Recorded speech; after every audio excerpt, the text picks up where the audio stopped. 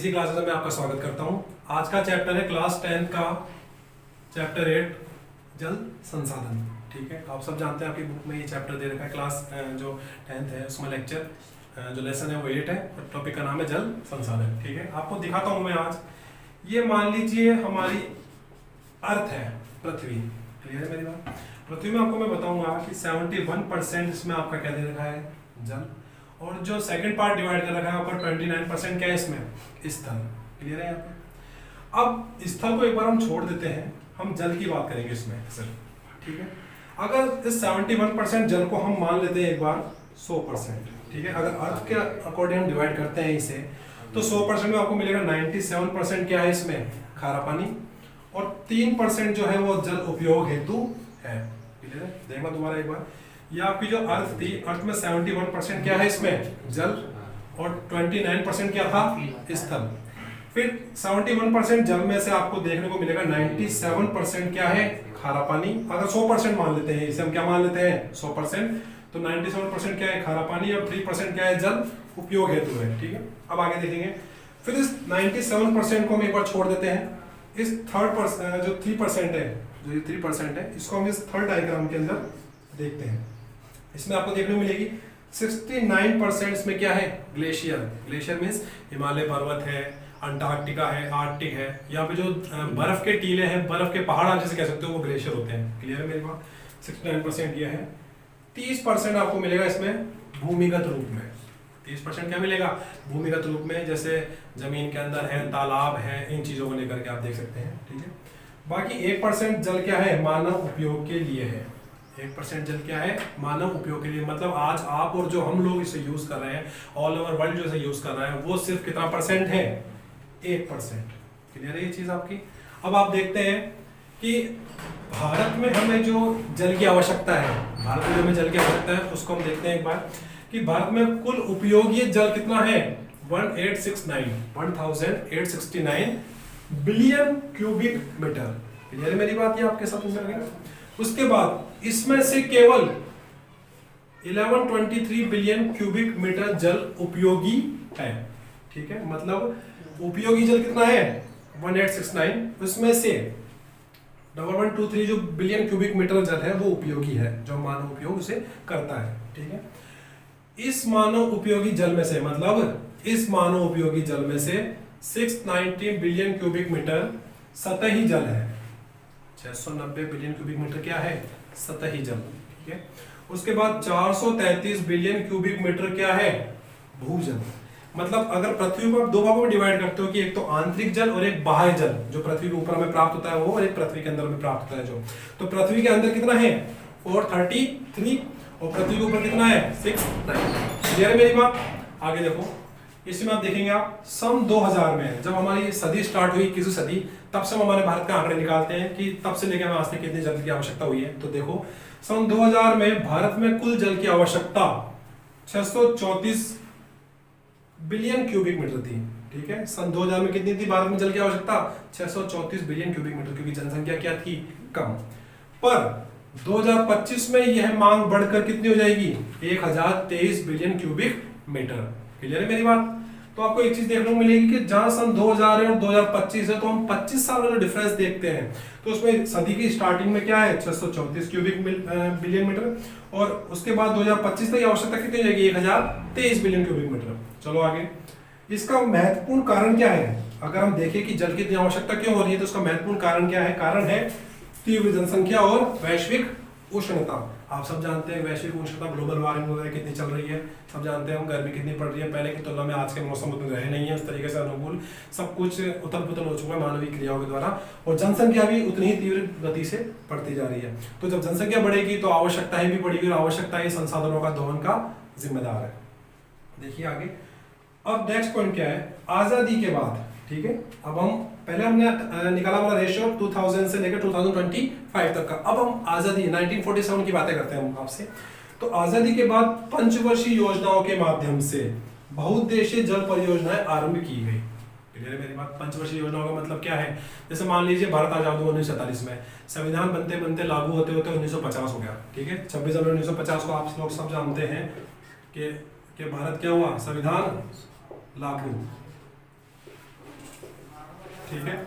अब जब संविधान आपका लागू हो चुका है तब तक आप देखोगे कि भारत के क्षेत्रीय विकास के लिए, क्योंकि भारत आपको पता है बहुत विविधता वाला देश है, बहुत बड़ा देश है, तो यहाँ पे विकास के लिए आपने पंचवर्षीय योजना यानी 5 साल की योजना है, कितने साल की, 5 साल की योजना है, वो लेकर के आपने बहुउद्देशीय, मतलब एक ही परियोजना में बहुत से उद्देश्य निकलते हो आपके, सिंचाई भी होती हो, बांध भी बनते हो, पेयजल भी मिलता हो, और भी चीजें होती हो, उन बहुउद्देशीय जल परियोजनाओं का आरंभ किया गया। इन बहुउद्देशीय जल परियोजनाओं को देश के प्रथम प्रधानमंत्री नेहरू जी, हमारे फर्स्ट प्राइम मिनिस्टर है इंडिया के, वो आपको पता है पंडित जवाहरलाल नेहरू जी थे, तो वही इन पंचवर्षीय योजनाओं को चालू किया था उन्होंने। और इन पंचवर्षीय योजना में बहुउद्देशीय योजनाएं, जिसमें सिंचाई भी मिल रही है, पेयजल भी मिल रहा है, और भी कई चीजें हमें मिल रही थी। तो नेहरू जी ने आधुनिक भारत का मंदिर कहा था, क्यों कि यही सिंचाई परियोजनाएं, यही बहुउद्देशीय परियोजनाएं आगे जाकर के सुदृढ़ भारत का नींव रखेगी। आपको पता है भारत का विकास अपने आप चालू होना होगा, क्योंकि सबसे बड़ी कमी आज के टाइम पे आपको पता है, आज भी हमें कहीं ना कहीं जल की खटकती ही है, ठीक है। तो आधुनिक भारत का मंदिर कहा गया था, मोस्ट है। केंद्र व राज्य सरकारें द्वारा महत्वपूर्ण परियोजनाएं का संचालन किया जा रहा है, केंद्र व राज्य सरकार द्वारा महत्वपूर्ण परियोजनाओं का संचालन किया जा रहा है। क्लियर है मेरी बात? जैसा आप देखोगे कि दिल्ली केंद्र सरकार और अलग अलग राज्यों की, राजस्थान सरकार, मध्य प्रदेश सरकार, गुजरात सरकार के द्वारा अलग अलग परियोजनाओं का संचालन किया जा रहा है। आगे हम देखते हैं कि केंद्र सरकार द्वारा और राज्य सरकार द्वारा महत्वपूर्ण योजना, दो चीजें देखी थी आपने अभी, इसमें आपको देखने मिली केंद्र सरकार की बांकड़ा नांगल परियोजना, रिहंद परियोजना, दामोदर घाटी परियोजना, हीराकुंड परियोजना, कोसी परियोजना, टिहरी आदि परियोजनाएं हैं। ये सब केंद्र सरकार द्वारा संचालित परियोजनाएं हैं। इसमें आप देखेंगे राज्य सरकार द्वारा संचालित महत्वपूर्ण योजना कौन सी है, तो मध्य प्रदेश व राजस्थान की चंबल परियोजना, हम सब वाकिफ है चंबल नदी परियोजना से, मध्य प्रदेश राजस्थान में हम सब जानते हैं। इसके बाद आपको मिलेगा आंध्र प्रदेश की नागार्जुन सागर परियोजना, आंध्र प्रदेश की नागार्जुन सागर परियोजना है। इसके बाद आंध्र प्रदेश व कर्नाटक की तुंगभद्रा परियोजना। क्लियर है? आंध्र प्रदेश व कर्नाटक की कौन सी है, तुंगभद्रा परियोजना। उसके बाद गुजरात में मध्य प्रदेश और राजस्थान की सरदार सरोवर परियोजना। क्षेत्रीय परियोजनाएं हैं ये, राज्यों की क्षेत्रीय परियोजनाएं, आपको दिख रहा होगा गुजरात, मध्य प्रदेश, राजस्थान की सरदार सरोवर परियोजना है, आंध्र प्रदेश और कर्नाटक की तुंगभद्रा परियोजना है। इसके बाद मध्य प्रदेश और राजस्थान की चंबल परियोजना है। इसके बाद पश्चिम बंगाल की मयूराक्षी तथा फरक्का परियोजना, पश्चिम बंगाल की मयूराक्षी तथा फरक्का परियोजना। क्लियर है? इसके बाद गुजरात राजस्थान की माही परियोजना है। उसके बाद बिहार उत्तर प्रदेश की गंडक परियोजना और आंध्र प्रदेश व उड़ीसा की मचकुंड परियोजना। ये सब केंद्र शासित प्रदेशों, केंद्र की परियोजना है, इन्हें हमें याद होना चाहिए। क्लियर है? केंद्र व राज्यों की परियोजना, आपने देखा है कि केंद्र की परियोजना आपको केंद्र में मिल रही है और ये सभी की सभी आपको योजनाएं कौन सी मिल रही है, राज्यों की। ठीक है, केंद्र व राज्य की परियोजनाएं समाप्त है। आगे देखेंगे हम लोग, पहली आगे बांकड़ा नांगल परियोजना, जो आपकी बुक के अंदर दे रखी है, बांकड़ा नांगल परियोजना, उसे हम अच्छे से देख लेते हैं।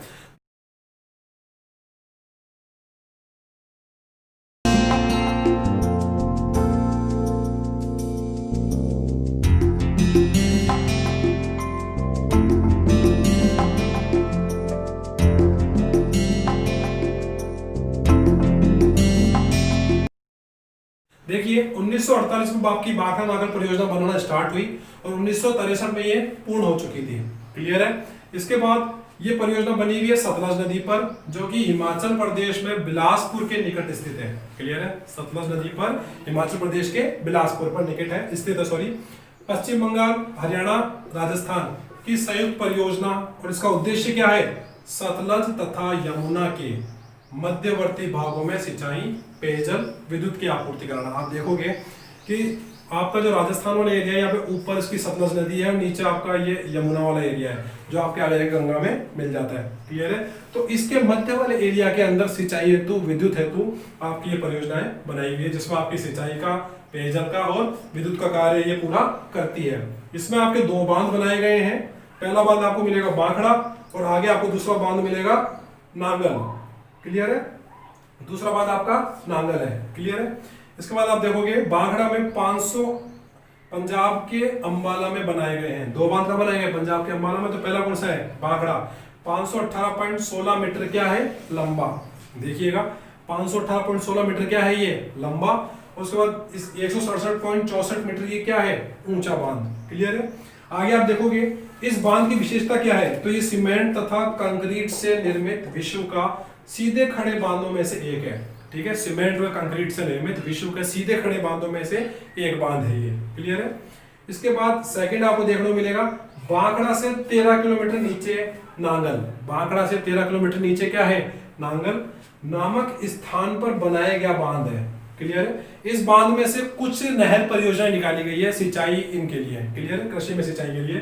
तो पहली है बांकड़ा नहर, दूसरी है सरहिंद नहर, तीसरी है नांगल नहर, चौथी है बिस्त दोआब नहर, पांचवी है नरवाना नहर, छठी है नांगल, अब 5 लाइन हो गई, 5 नहरें हो गई आपकी। इसके बाद नांगल विद्युत ग्रह, नांगल क्या है, विद्युत ग्रह तथा कोटला तथा गंगवाल में 2 विद्युत ग्रहों का निर्माण किया गया है। क्लियर है, आपको ये चीज समझ में आ रही होगी। इसके बाद बांकड़ा नांगल परियोजना के बाद हम नेक्स्ट परियोजना देखते हैं, दामोदर घाटी परियोजना। ठीक है, दामोदर घाटी परियोजना देखते हैं हम लोग अब।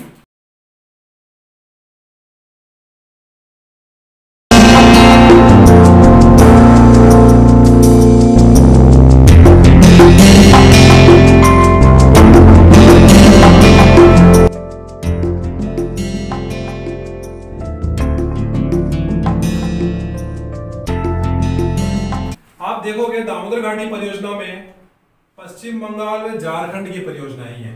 ठीक है, पश्चिम बंगाल में झारखंड की परियोजना, तो आप समझ सकते हैं लगभग ये पूर्वी और उस भारत की बात है, पूर्वी भारतीय तट की बात हो रही है। ठीक है, पश्चिम बंगाल की शोक कही जाने वाली दामोदर नदी, पश्चिम बंगाल का शोक किसे कहते हैं, दामोदर नदी पर, और ये बनाई कब गई थी, 1948। क्लियर है, आपने बांकड़ा नांगल का भी देखा होगा और इसका भी देखा होगा, दोनों को आप कंपेयर करके अच्छे से पढ़ सकते हैं।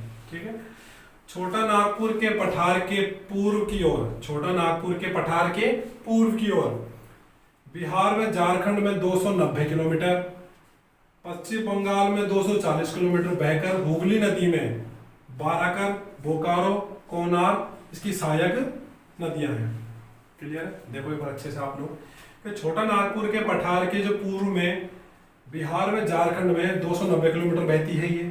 ठीक है, पश्चिम बंगाल में 240 किलोमीटर बहकर हुगली में गिर जाती है ये। ठीक है, अब वहां पर क्या है कि बाराकर, बोकारो व कोनार इसकी सहायक नदियां हुई।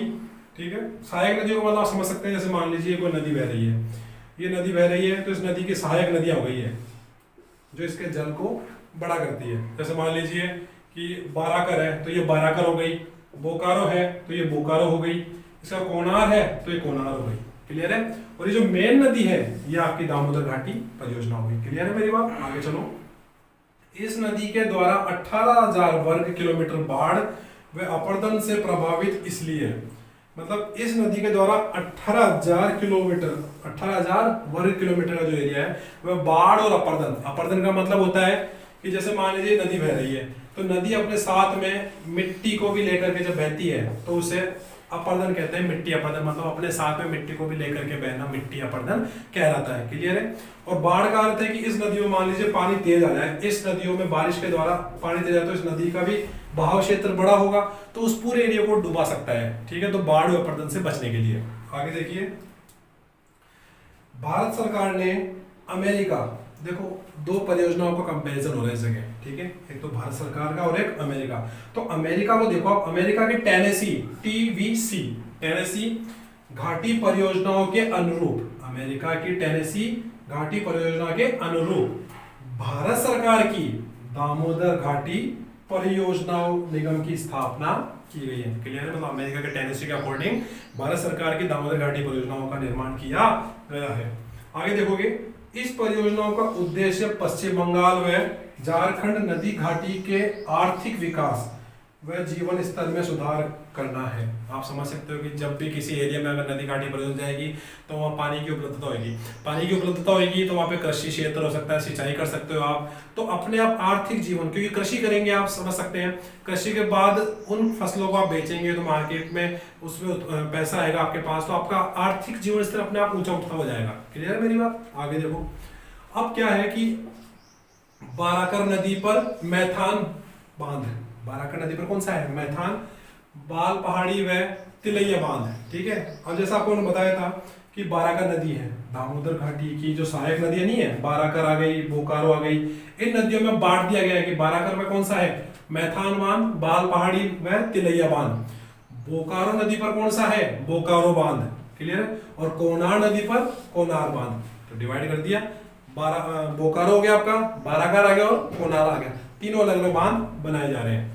दामोदर नदी पर अगर बांध, बर्मा बांध, बाल पहाड़ी 8 बांध, एक दुर्गापुर अवरोधक बांध, बोकारो, चंद्रपुर तथा दुर्गापुर में 3 जल विद्युत ग्रहों का निर्माण तथा 2500 किलोमीटर नहरी प्रणाली का विकास किया गया है। आप समझ सकते हैं इस चीज को अच्छे से। हीराकुंड परियोजना, नेक्स्ट है आपकी हीराकुंड परियोजना।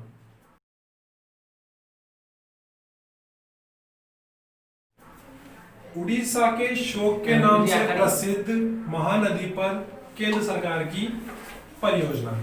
आप देखते हुए आ रहे हो, कोई भी परियोजना है तो वह किसी ना किसी जगह की शोक के नाम से जानी जाती है, क्लियर है मेरी बात। तो ऐसे सेम टू सेम आपको उड़ीसा के शोक के नाम से कौन सी है, महानदी परियोजना, क्लियर है, महानदी, ठीक है, केंद्र सरकार की परियोजना है ये।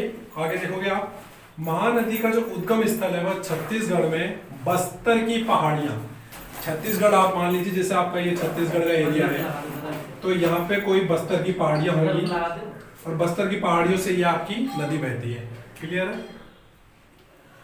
उसके बाद नदी घाटी क्षेत्रों में बाढ़ की स्थिति पैदा करती है। नदी घाटी का मतलब क्या होता है, जैसे मान लीजिए ये आपका पर्वतीय क्षेत्र है, क्लियर है क्या मेरी बात, ये आपका क्या है, पर्वतीय क्षेत्र। अब ये जो बीच का रास्ता नहीं है क्या, तो ये घाटियां हैं, 2 पर्वतों के मध्य का जो हिस्सा होता है उसे घाटी कहते हैं। तो ऐसे घाटी क्षेत्रों में क्या करती है, बाढ़ की स्थिति उत्पन्न करती है, क्लियर है। शेष समय में सूखे और अकाल की, अच्छा वर्षा के समय में पानी काफी होता है नदियों में, आपने देखा होगा नदी नाले बहते हैं अपने घरों के बाहर से, तो वर्षा के समय में इसमें काफी ज्यादा जल होता है, जल का जो निकलने का मार्ग है वो बहुत सकरा है, ठीक है, नदी घाटियों का मार्ग बहुत सकरा है, तो वहां ये जो आसपास में घर बने हुए हैं वहां बाढ़ की स्थिति उत्पन्न करती है और उन्हें बर्बाद कर देती है। ये तो वर्षा का समय है। लेकिन शेष समय आप देखोगे जब वर्षा नहीं होती है तब ये सूखा व अकाल की स्थिति उत्पन्न करती है, क्लियर है। अब ऐसी समस्याओं से बचने के लिए क्या किया जाए, कुछ तो करना होगा। तो केंद्र सरकार ने क्या किया, केंद्र सरकार मतलब भारत सरकार, जहां मैं भारत सरकार और केंद्र सरकार कहता हूं उसका मतलब एक ही है, क्लियर है। तो भारत सरकार ने 68 करोड़ की लागत से, 68 करोड़ की लागत से संबलपुर से 14 किलोमीटर ऊपर, संबलपुर मान लीजिए जैसे छत्तीसगढ़ है, यहाँ पे कोई संबलपुर है, यहाँ से 14 किलो, इस जगह से 14 किलोमीटर ऊपर हीराकुंड नामक जगह पर, कहां पर, हीराकुंड बांध बनाया, क्लियर है। संबलपुर से 14 किलोमीटर ऊपर हीराकुंड बांध बनाया, क्लियर है। यह विश्व का सबसे लंबा बांध है और लंबाई है 4801 मीटर, क्लियर है, विश्व 4801 मीटर, ठीक है। आपको यह चीज कंपैरेटिव ध्यान रखनी है कि विश्व का सबसे लंबा बांध कौन सा है और विश्व का सबसे ऊंचा बांध कौन सा है, ये चीज आपको पता होनी चाहिए। मैंने जो पहला बांकड़ा डांगल बांध पढ़ाया था वो ये वाला बांध, इन दोनों में आप कंपेयर करके इसको अच्छे से पढ़ सकते हैं, ठीक है। उसके बाद 810 करोड़ घन मीटर जल संचित होता है, मतलब मान लीजिए जैसे ये कोई बांध है तो इस बांध में 810 करोड़ घन मीटर पानी का संग्रहण होता है, क्लियर है मेरी बात।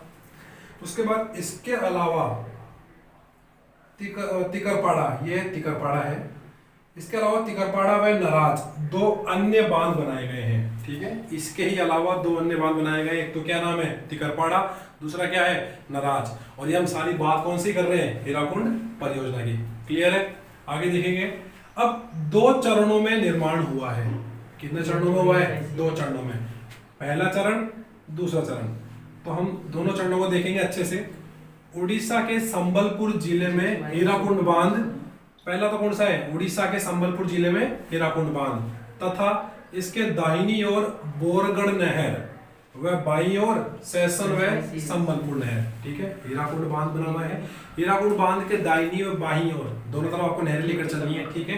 कि हीराकुंड बांध के दाहिनी ओर कौन सी है, बोरगढ़ नहर है, बाईं ओर कौन सी है, सैसन व संबलपुर नहर है, क्लियर है।